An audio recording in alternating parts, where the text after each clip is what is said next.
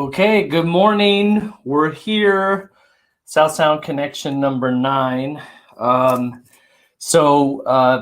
think I've mentioned before the intro music, the gritty intro music for South Sound Connection has been created by Pat Effin Brown from Cosmonaut Coffee there on Division Street. Let's see, it's 817 Division Avenue upstairs. So if you haven't been to Cosmonaut Coffee, do yourself a favor. Check that out. If I may, before we get rolling, just released my newest book, Be Intentional Culture. So this obviously isn't the book, but the paperback's not, it's out on Kindle. The paperback is under review and will be out shortly. I know everybody's on pins and needles waiting for that. So wanted to shout out, let me see if I can make this go away. This neat shirt from Never Heard is a local company that my daughter picked up for me. And so if you'd like to check out the book, the DYOJO.com/book 2. Let's see, we got the song from Cosmonaut. I actually picked up coffee from another spot right by us on Center Street is a new coffee shop, Wide Awake, or an old coffee shop revamp. So let me take a sip there and see. From Grit City Magazine. Oh, hey there. Good morning. Good morning. Can you hear me all right? Yes, we can. How's it going, Jack? Hey, good. Good to see you. I was sitting in the waiting room. I was like, oh, I know that guy. So Jack was referencing Sarah, my business partner. She's not here, but yeah, we've worked with Jack before. That was a big thing we did, big spread. Yeah, that was great. So for people tuning in, what was the story you guys all worked on together? So it was I think the headline was called Tacoma's Bloody 2019. And it was essentially, so Sarah and Jack met up. I think Sarah found his website and we talked about it, and it was like, this is a big, heavy thing. And one of the things we try to do with the magazine is tell the stories that other people aren't telling. And so it was like, this is some real stuff happening in Tacoma. And Jack is a fantastic writer. So it was, we knew we wanted to do it, and it just took a lot of time, a lot of thought to how to do it well, how to do it properly, because, it could be very triggering for a lot of people. And we don't know who's going to open the magazine. And so I think it was essentially, Jack, you remember probably more of it. It was essentially everything that you had written about the murders up to that point in 2019, because that one came out in December, I believe. Right. Yeah. It was, it was basically about the uptick in homicides in 2019 was significant. And it was something that that you guys approached me about writing an article about it. And when you did, I was literally going to reach out to you about the same thing, because I really felt like something needed to be said, because it was such a dramatic increase, and we had even more in 2020. And I thought about approaching you, but I was like, I don't really want to write the same article again, and you don't want to publish the same article again. Yeah. and it wouldn't be all that different. I remember the thing that I kept in mind when I wrote the article, and when I write anything for Tacoma Stories, is I just assume the mother of a victim is going to read it. Yeah. And so I'm going to present them in the best possible light, no matter what they did or who they are. Yeah, that's tough topic for sure. Well, Sierra, tell us about, I guess the two kind of go hand in hand, the origins of Grit City Magazine, and then your article, you referenced the Grit City nickname. Which one do you want to talk about first? We'll talk about the nickname first. So that was, yeah, they are kind of tied up together. I'll tell you the magazine story first. So in the summer of 2017, Can't believe it's been that long. I met a guy named William Manzanares. He's a member of the Puyallup tribe, a local business owner, and he had this hazy idea to make a magazine about Tacoma. Huh. And he had he didn't really have any experience running a publication, but I had worked for a number of different magazines and publications as a freelancer for a few years prior. So when I met up with him, I said, here's exactly how it can go. Tacoma was just a fascinating place full of stories. And he said, cool, go for it. And basically through the summer of 2017, I started photographing and writing stories. And then we launched the website in October of 2017. Okay. My business partner, Sarah Kay, came in, found an ad on Craigslist that Will had made, and jumped in. And so she took off from there. We started getting more and more active on social media. And then we launched the print magazine a year later in September of 2018. Okay. And that's the quick version there. Now the name Grit City, we'd gone through a number of different ideas for what the magazine would be early on.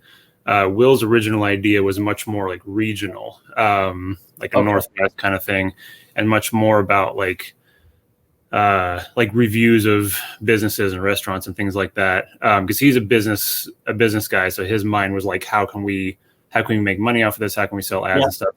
And as a photographer first and a writer, I was thinking of it like, what's the kind of content that people are going to be really drawn to? Yeah. And to be clear, I didn't actually grow up in Tacoma. I've only lived here for about 5 years.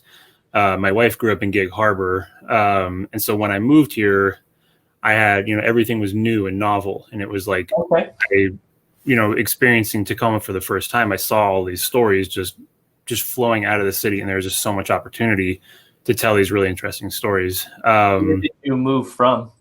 San Francisco, most recently. Okay. I was in the Navy before that, so I lived in a number of different places. Sure. And a magazine I worked for in San Francisco it's called The Bold Italic. That was a lot of the inspiration for the basic framework for Grit City magazine. This concept of like a hyper-local publication. The instinct for a lot of people is to tell as much of the story as you can, try to be all things to all people. But when you really focus on one target audience, like the people of Tacoma, you can actually get a really, really powerful response. Yeah. So the nickname Grit City came up just from doing some research online. And it was perfect. And no one had taken the URL. I think someone's sitting on like TacomaMagazine.com, and there's just nothing's on it for the last like 10 or 15 years. Nice.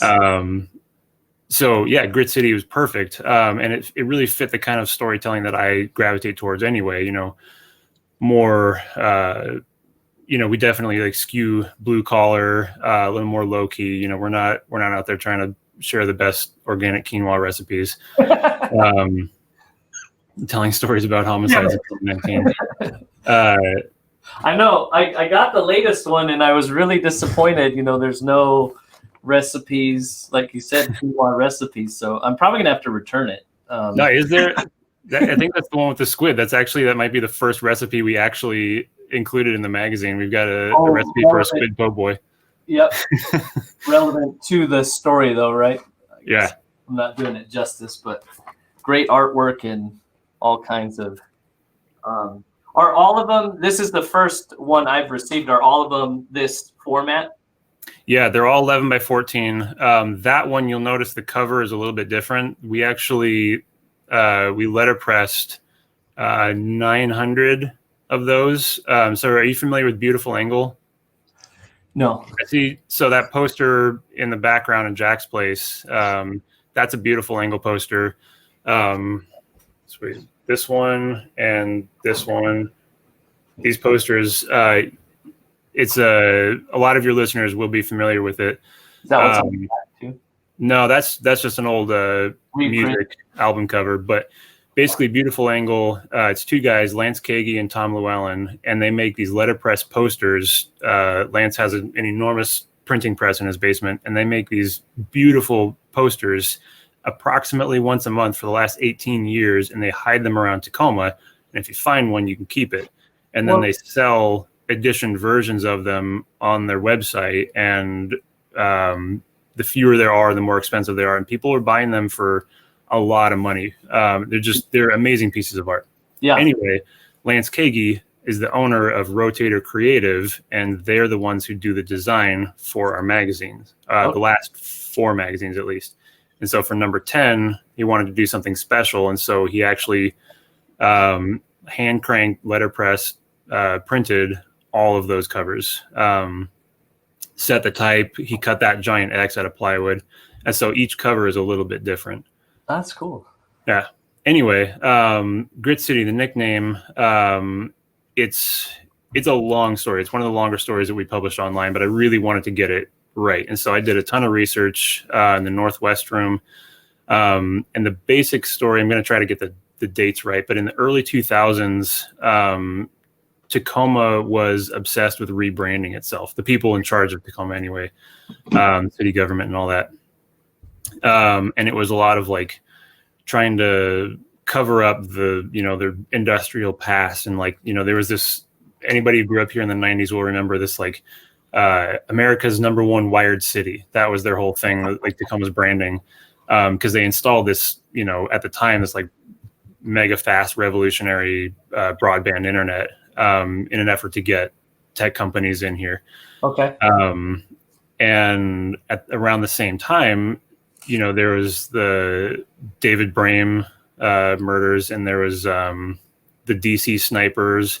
They found out that they came from Tacoma, and just Tacoma was just catching a lot of crap for these incidents. And there were a few newspaper articles from around the region, and one in particular from the New York Times, where Tacoma was proposing to build the Tower of Tacoma. It's supposed to be this, I think it was like 400-foot tall tower that was going to be in the same style as the convention center, and it was supposed to go right next to the convention center. Huh. And it was this big thing that everybody a few people were really excited about. Never ended up happening, but this article, I gotta, do you have it up? Yeah, I'm looking at it. So if you can find that quote from the New York Times article, it just really pulls no punches. Tony Blunt, regional, let's see. Branding of Tacoma. CEO, Mountain of Glass. New York Times posts an article, a city seeks its identity amid a spire of debate.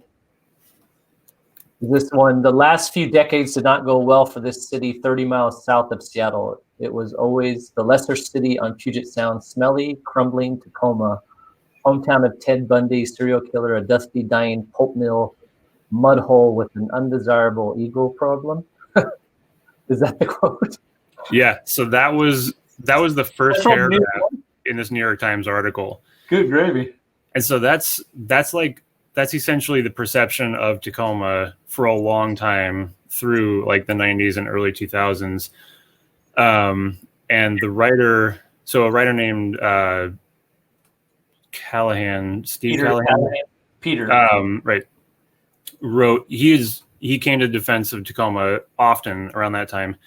And he wrote a response, basically just kind of fighting back against that. And at the end of that article, he wrote a brief definition of the word grit. Now, if you look up in the dictionary, there's like dirt, grit, but the other definition is the one that we went with. Is basically hard work, determination, firmness of mind. Yeah, there you go. Yeah. And so that's what people really gravitated to. A woman named Sonia Silver ran a clothing shop, and she read that article and thought, that's awesome. I love that. Yeah. And she talked to Peter Callahan and said, hey, I've got an idea to make these T-shirts. how do you feel about that? And Peter said, yeah, sure, go for it. And so she had these black shirts that right across the chest that said Gritty Tacoma, nice and simple. And she sold tons of them.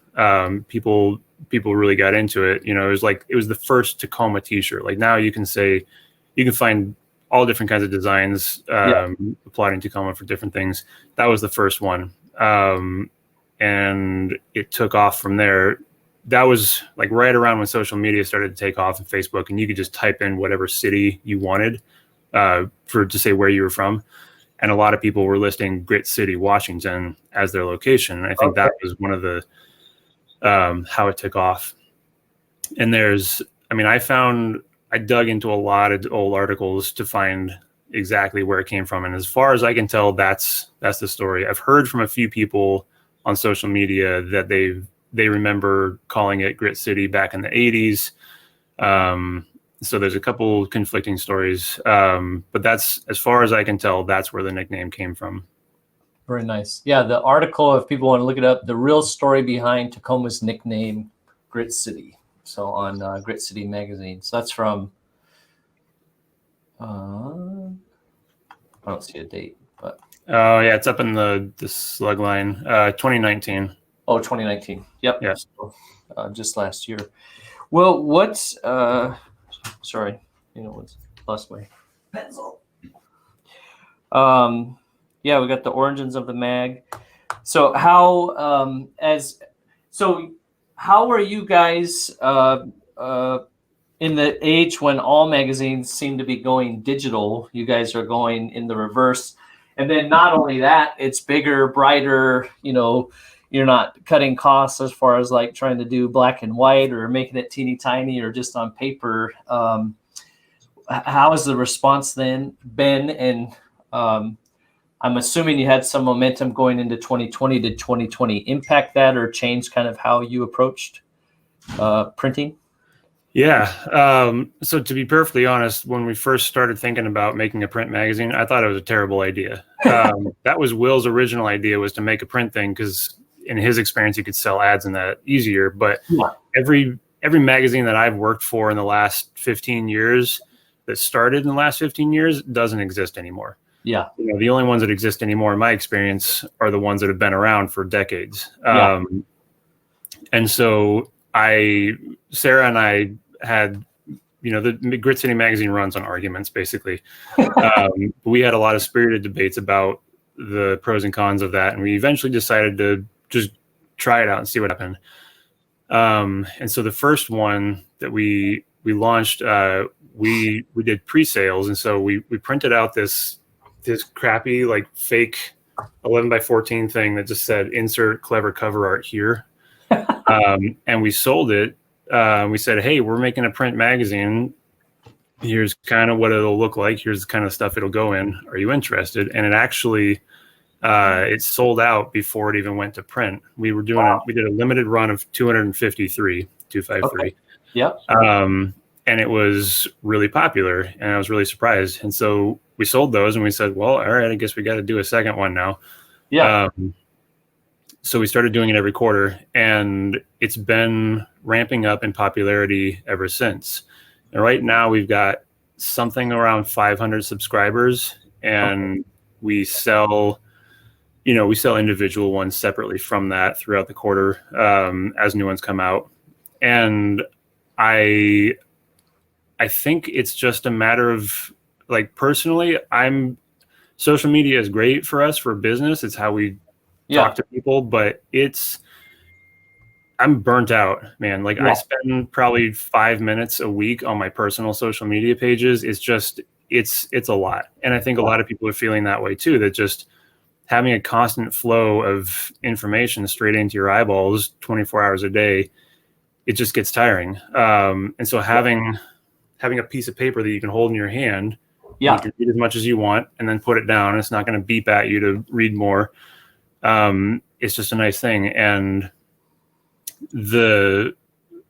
a huge amount of the credit goes to our graphic designers. So a friend of mine actually from college, Donahi Mejia, designed the first 6 or 7 magazines, I forget. And then Rotator has done the last 3 or 4.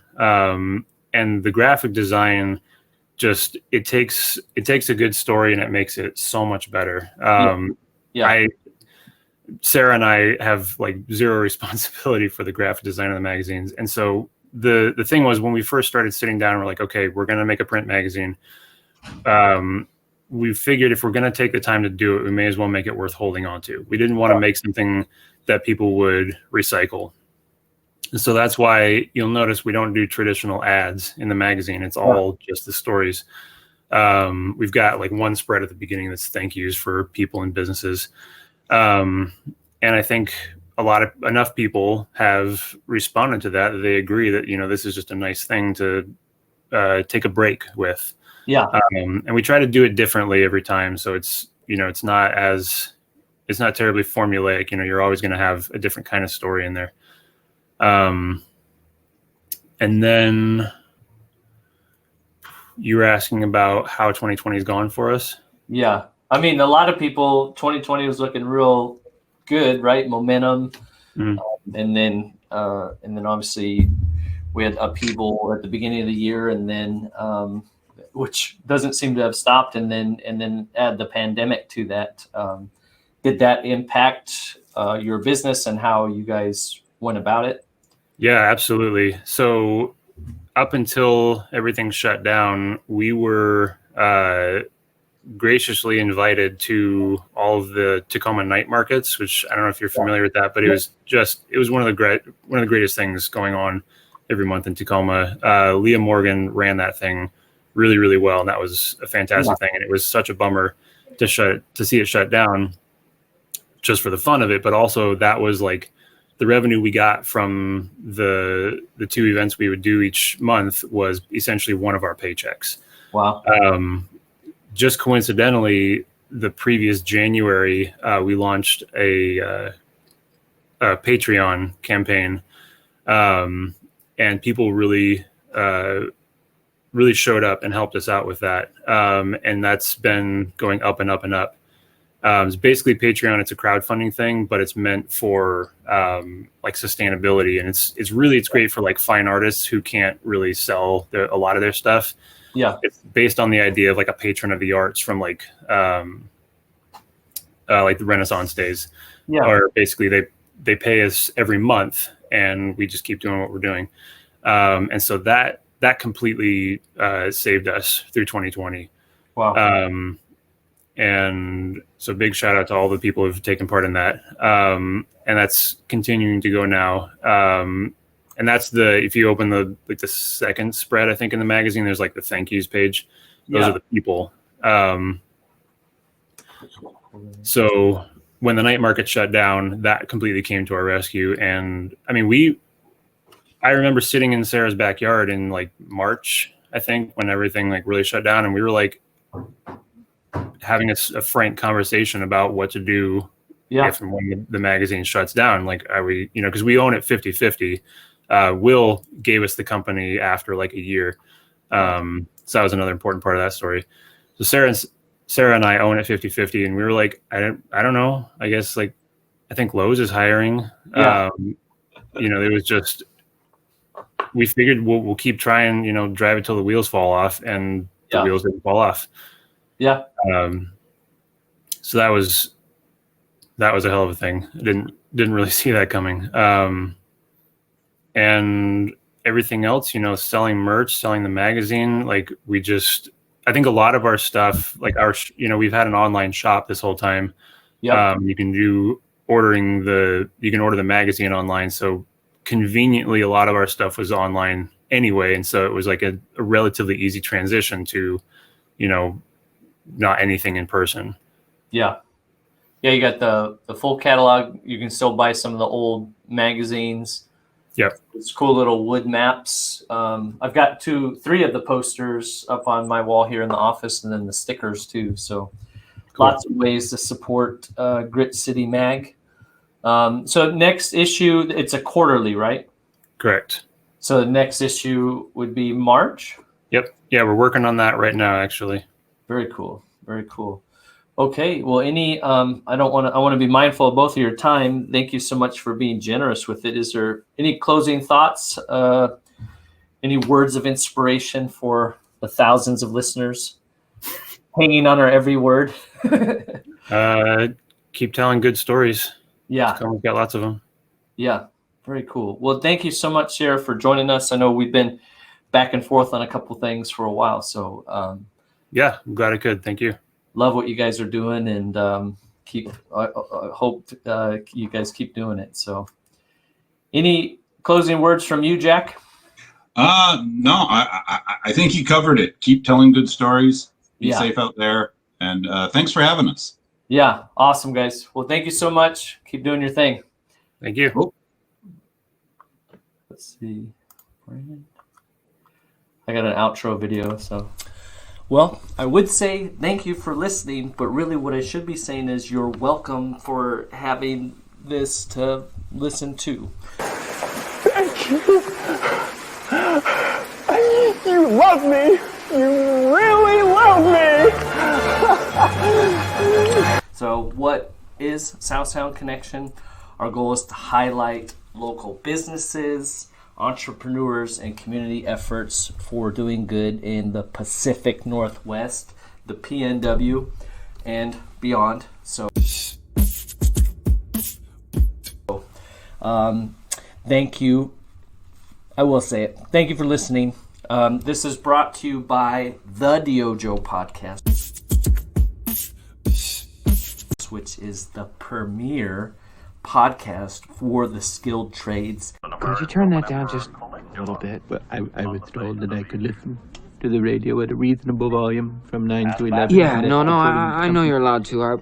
And all American Restoration Services out of Tacoma, Washington. They are a general contractor specializing in repairs after water and fire damages. Hey, it's happening! Everybody stay calm! What's the procedure, everyone? What's the procedure? Stay calm! Wait! Everybody calm down! Working with you and your insurance company to produce a positive outcome. You can listen to this, watch this every Tuesday, 9 a.m. Pacific Standard Time on the DYOJO YouTube. That's youtube.com/the DYOJO. If you want to know more, keep up with past episodes, those kinds of things, the DYOJO, that's DYOJO.com/SSC, South Sound Connection Live. Thank you. Good night. I can't believe we drove around all day and there's not a single job in this town. There's nothing, nada, zip. Yeah, unless you want to work 40 hours a week.